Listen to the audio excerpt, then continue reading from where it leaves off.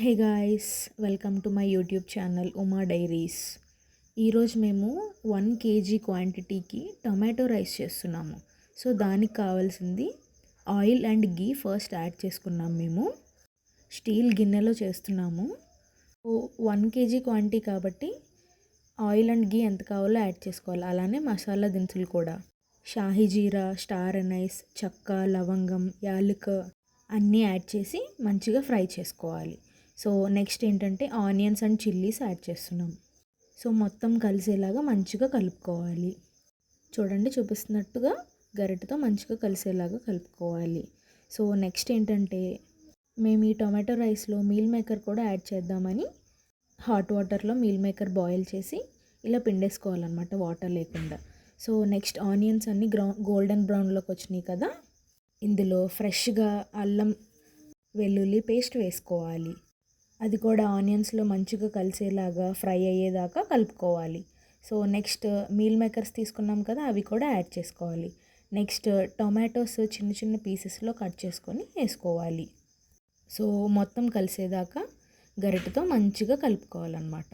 Tomato pieces వేసుకోవచ్చు, అలానే mixie చేసుకొని కూడా వేసుకోవచ్చు. మేము పీసెస్ వేసాం. అలానే ఇందులో కొంచెం పసుపు, కారం, అలానే ఉప్పు కూడా వేసుకోవాలి.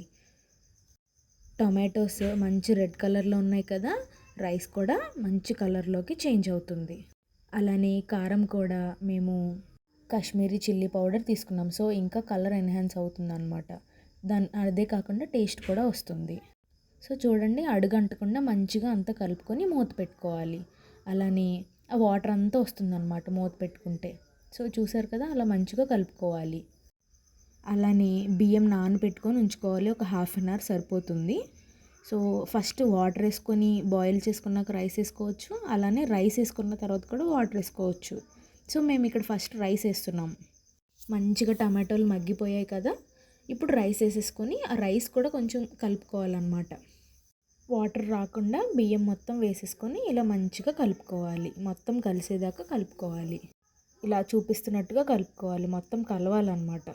కారం, ఉప్పు అవన్నీ వేసాం కదా, సో అవన్నీ రైస్కి పట్టాలి. సో నెక్స్ట్ వాటర్ యాడ్ చేసుకోవాలి.